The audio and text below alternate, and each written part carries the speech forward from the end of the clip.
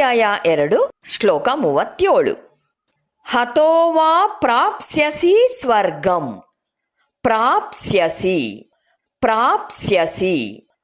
ಹತೋ ವಾ ಪ್ರಾಪ್ಸ್ಯಸಿ ಸ್ವರ್ಗಂ. ಜಿತ್ವಾ ವಾ ಭೋಕ್ಷ್ಯಸೆ ಮಹೀಂ. ಭೋಕ್ಷ್ಯಸೆ ಭೋಕ್ಷ್ಯಸೆ. ಜಿತ್ವಾ ವಾ ಭೋಕ್ಷ್ಯಸೆ ಮಹೀಂ. ತಸ್ಮಾದುತ್ತಿಷ್ಠ ಕೌಂತೇಯ. ತಸ್ಮಾದುತ್ತಿಷ್ಠ ಕೌಂತೇಯ. ಯುದ್ಧಾಯ ಕೃತನಿಶ್ಚಯಃ. ಯುದ್ಧಾಯ ಕೃತನಿಶ್ಚಯಃ.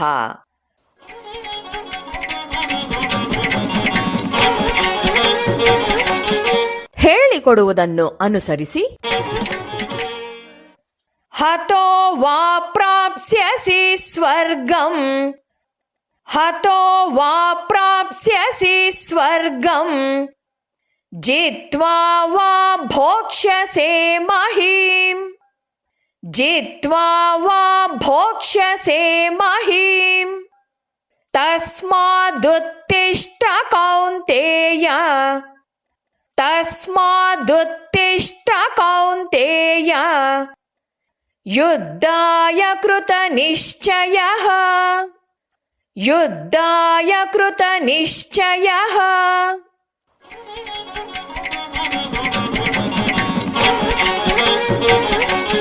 ಪೂರ್ಣ ಶ್ಲೋಕವನ್ನು ಅಭ್ಯಾಸ ಮಾಡೋಣ.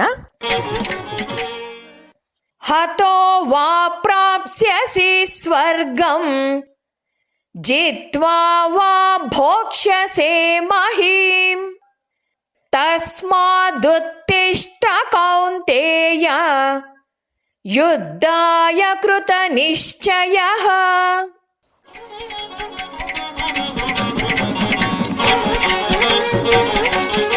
ಶ್ಲೋಕದ ಅರ್ಥವನ್ನು ತಿಳಿಯೋಣ. ಒಂದು ವೇಳೆ ಯುದ್ಧದಲ್ಲಿ ಕೊಲ್ಲಲ್ಪಟ್ಟರೆ ಸ್ವರ್ಗವನ್ನ ಪಡೆಯುವೆ, ಅಥವಾ ಸಂಗ್ರಾಮದಲ್ಲಿ ವಿಜಯಿಯಾದರೆ ಭೂಲೋಕದ ರಾಜ್ಯ ಸುಖವನ್ನು ಅನುಭವಿಸುವೆ. ಈ ಕಾರಣಗಳಿಂದ ಎಲೈ ಅರ್ಜುನ, ನೀನು ಯುದ್ಧ ಮಾಡುವೆನೆಂದು ನಿಶ್ಚಯ ಮಾಡಿಕೊಂಡು ಸಿದ್ಧನಾಗಿ ಎದ್ದು ನಿಲ್ಲು. ಹತೋ ವಾ ಪ್ರಾಪ್ಸ್ಯಸಿ ಸ್ವರ್ಗಂ. ವಾ ಅಂದ್ರೆ ಒಂದು ವೇಳೆ, ಹತಃ ಸತ್ತರೆ, ಸ್ವರ್ಗಂ ಸ್ವರ್ಗವನ್ನು, ಪ್ರಾಪ್ಸ್ಯಸಿ ಪಡೆಯುತ್ತೀಯ.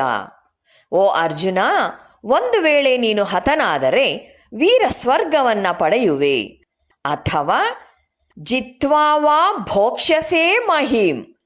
ಜಿತ್ವಾ ಅಂದ್ರೆ ಗೆದ್ದರೆ, ಮಹೀಂ ಭೂ ಒಡೆತನವನ್ನು, ಭೋಕ್ಷ್ಯಸೆ ಅನುಭವಿಸುವೆ.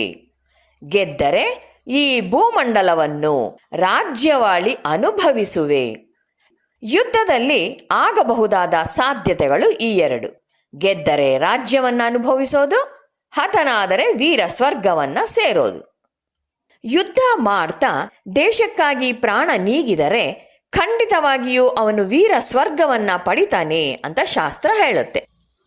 ಒಂದು ವೇಳೆ ವಿಜಯಿಯಾದರೆ ಭೂಲೋಕವನ್ನ ರಾಜನಾಗಿ ಆಳ್ತಾ ಜಗತ್ತಿನಲ್ಲಿ ಆನಂದವಾಗಿರಬಹುದು. ಪಾಂಡವರ ಯುದ್ಧದ ಗುರಿ ಪ್ರಮುಖವಾಗಿ ಧರ್ಮ ರಕ್ಷಣೆಯಾದ್ರಿಂದ ಇದು ಧರ್ಮಯುದ್ಧ ಕೂಡ. ಯಾವ ರೀತಿಯಲ್ಲಾದರೂ ಅರ್ಜುನನಿಗೆ ಲಾಭವೇ ಆಗೋದು. ತಸ್ಮಾದುತ್ತಿಷ್ಠ ಕೌಂತೇಯ. ಉತ್ತಿಷ್ಠ ಅಂದ್ರೆ ಎದ್ದು ನಿಲ್ಲು, ಎದ್ದೇಳು ಅಂತ ಕೃಷ್ಣ ಯಾಕೆ ಹೇಳ್ತಿದ್ದಾನೆ? ಅರ್ಜುನ ಫಸ್ಟ್ ಚಾಪ್ಟರ್ನಲ್ಲಿ ಏನು ಮಾಡಿದ್ದ? ವಿಸೃಜ್ಯ ಸಶರಂ ಚಾಪಂ, ಬಿಲ್ಲು ಬಾಣಗಳನ್ನ ಕೆಳಗಿಟ್ಟು ಶೋಕ ಸಂವಿಘ್ನ ಮಾನಸಃ, ದುಃಖ ಪರವಶನಾಗಿದ್ದ. ಏನೆಲ್ಲಾ ಸಿಂಪ್ಟಮ್ಸ್ ಹೇಳ್ತಾನೆ. ನನಗೆ ತಲೆ ತಿರುಗ್ತಿದೆ, ನನ್ನ ದೇಹ ನಡುಗ್ತಿದೆ, ಬಾಯಿ ಒಣಗ್ತಿದೆ, ಹೀಗೆಲ್ಲ ಹೇಳಿ ಗಾಂಡೀವ ಕೆಳಗಿಟ್ಟು ಅಚಲನಾಗಿ ರಥದಲ್ಲಿ ಕುಳಿತುಕೊಂಡು ಬಿಟ್ಟಿರ್ತಾನೆ. ಅದಕ್ಕೆ ಇಲ್ಲಿ ಕೃಷ್ಣ ಹೇಳ್ತಿರೋದು, ಏಳು, ಎದ್ದೇಳು, ನಿನ್ನ ಗುರಿ ಮುಟ್ಟುವ ತನಕ ಹೋರಾಡು ಅಂತ. ತಸ್ಮಾದುತ್ತಿಷ್ಠ ಕೌಂತೇಯ. ಆದ್ದರಿಂದ ಎಲೈ ಕುಂತಿ ಪುತ್ರನೇ, ಎದ್ದು ನಿಲ್ಲು.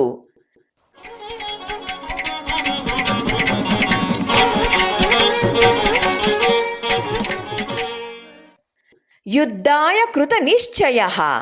ಎದುರಾಗಿರುವ ಯುದ್ಧ ಪರಿಸ್ಥಿತಿಯನ್ನ ಎದುರಿಸಲು ದೃಢ ನಿಶ್ಚಯವನ್ನು ಮಾಡಿ ನಾನು ಓಡಿ ಹೋಗೋದಿಲ್ಲ, ನಾನು ಈ ಸಮಸ್ಯೆಯನ್ನು ಎದುರಿಸ್ತೇನೆ ಅನ್ನೋ ದೃಢ ನಿಶ್ಚಯದೊಂದಿಗೆ ಎದ್ದು ನಿಲ್ಲು. ಮಂಕುತನದಿಂದ ಮತ್ತು ಹೇಳಿತನದಿಂದ ಹೊರಬಂದು ಯುದ್ಧ ಮಾಡಲು ನಿರ್ಧರಿಸು ಅಂತ ಕೃಷ್ಣ ತನ್ನ ಸ್ನೇಹಿತನನ್ನ ಹುರಿದುಂಬಿಸಿದ್ದಾನೆ. ಕೃಷ್ಣನ ಕರೆಯು ಸಾರ್ವತ್ರಿಕವಾದದ್ದು. ಅದು ಇಡೀ ಮಾನವ ಜನಾಂಗಕ್ಕೆ ತಮ್ಮ ಜೀವನವನ್ನ ಎದುರಿಸಲು ಕೊಟ್ಟ ದೈವಿಕ ಕರೆ ಅಂತ ಹೇಳ್ಬೋದು. ಏಕೆಂದರೆ ನಮ್ಮೆಲ್ಲರ ವಿಷಯದಲ್ಲಿ ಅನುದಿನದ ಸಮಸ್ಯೆಗಳೇ ನಾವು ಎದುರಿಸುತ್ತಿರುವ ಯುದ್ಧ.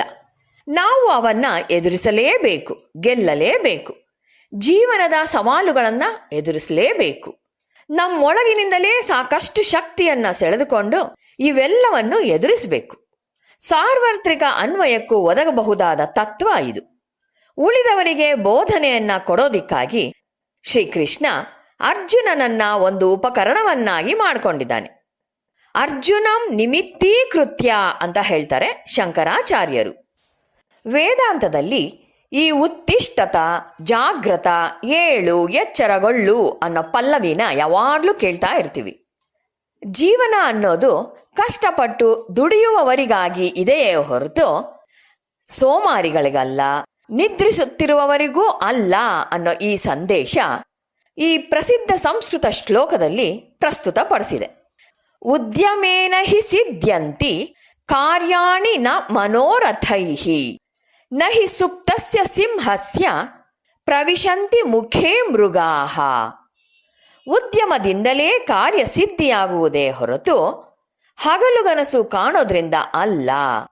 ಕಠಿಣ ದುಡಿಮೆ, ನಿರಂತರ ದುಡಿಮೆಯಿಂದಲೇ ಏನನ್ನಾದರೂ ಸಾಧಿಸಬಹುದೇ ಹೊರತು ನಾನು ಹೀಗೆ ಮಾಡುವೆ, ಹಾಗೆ ಮಾಡ್ತೀನಿ ಅಂತ ಸುಮ್ಮನೆ ಕಲ್ಪಿಸಿಕೊಳ್ಳುವುದರಿಂದ ಅಲ್ಲ. ಹೀಗೆ ಕಲ್ಪಿಸಿಕೊಳ್ಳೋದನ್ನ ಮನೋರಥ ಅಂತ ಹೇಳಲಾಗಿದೆ. ಮನೋರಥ ಅಂದರೆ ಮನಸ್ಸನ್ನ ರಥದಂತೆ ಓಡಿಸಿಕೊಂಡು ಹೋಗೋದು, ಗಾಳಿ ಗೋಪುರ ಕಟ್ಟೋದು. ಅದು ಮಾರ್ಗ ಅಲ್ಲ. ಇದಕ್ಕೆ ಒಂದು ಉದಾಹರಣೆ ಕೊಟ್ಟಿದೆ. ಒಂದು ಸಿಂಹ ಸ್ವಲ್ಪ ಮುದಿಯಾಯಿತು.